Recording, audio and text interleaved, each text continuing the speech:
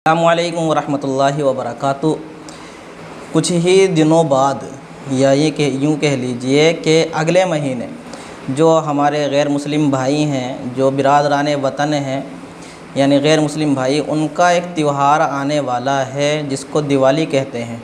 तो होता ये है कि जब आपस में यानी मुसलमानों के ताल्लुक़ात हिंदू भाइयों से और हिंदुओं के ताल्लुक़ात मुसलमानों से हुआ करते हैं,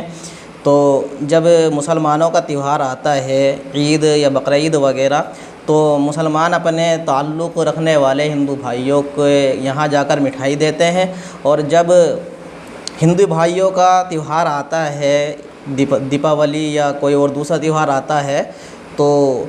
हिंदू भाई जो है अपने मुसलमान भाइयों से जो है ताल्लुक़ रखते हैं, तो इस बिना पर जो है वो उनके घर जाकर मिठाई देते हैं। तो दिवाली की मिठाई खाना या इसी तरह से कोई भी गैर मुस्लिमों का त्यौहार हो, दशहरा हो, होली हो, रक्षाबंधन हो, कोई भी त्यौहार हो, उन त्योहारों पर जो वो मिठाई देते हैं तो वो मिठाई खा सकते हैं या नहीं? क्या दिवाली की मिठाई या इसी तरह जो दूसरे त्यौहार हैं गैर मुस्लिमों के, उनके त्यौहार पर जो वो मिठाई देते हैं वो मिठाई खाना जायज़ है या नहीं, खा सकते हैं या नहीं, क्या मसला है? देखिए, मसले का जवाब देने से पहले रिक्वेस्ट करूंगा, अगर आप चैनल पे नए हो तो चैनल को सब्सक्राइब कर दें, वीडियो को लाइक और शेयर भी कर दिया करें, ताकि ये बात जो है हमारे दूसरे मुसलमान भाइयों तक भी पहुँचती रहे। देखिए,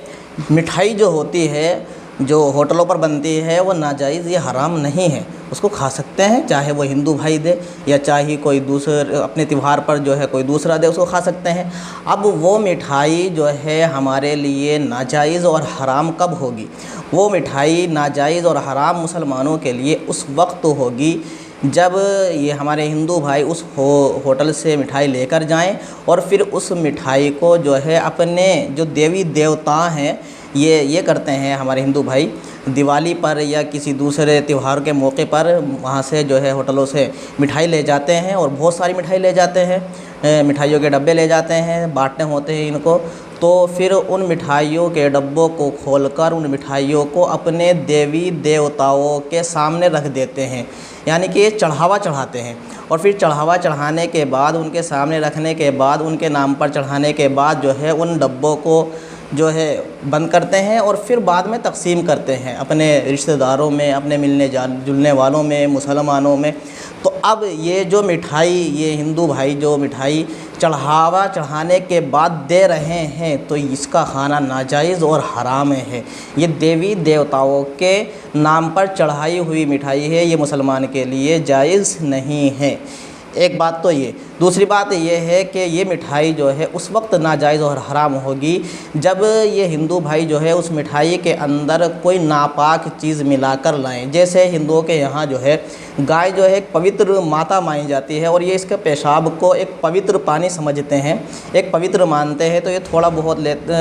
पेशाब लेते हैं या इसी तरह से गोबर लेते हैं और उन खाने पीने की चीज़ों में जो है मिला देते हैं। तो अगर हिंदू भाई ये काम करते हैं कि अपनी माता का, गाय माता का पेशाब, थोड़ा सा पेशाब वगैरह लेकर उस पर छिड़क दे, ठीक, छिड़कने के बाद जो है फिर आपको पता हो ये छिड़क कर लाया है, तो फिर उसके बाद ये मुसलमानों को देता है, तो फिर उस मिठाई का खाना भी नाजायज़ और हराम है। लेकिन अगर आपने ये दो बातें आपने समझ ली होंगी कि या तो अगर वो मिठाई देवी देवताओं के नाम पर चढ़ा कर दे रहा है या फिर उस मिठाई में जो है जो नापाक चीज़ होती है, जैसे पेशाब वगैरह या गोबर वगैरह मिलाकर देता है, तो फिर हमारे लिए नाजायज़ और हराम होगा। लेकिन अगर कोई हिंदू भाई ऐसा है कि वो बाज़ार गया, जिस तरह से जाते हैं और बाज़ार से जाकर जो है मिठाई के डब्बे लाते हैं और वो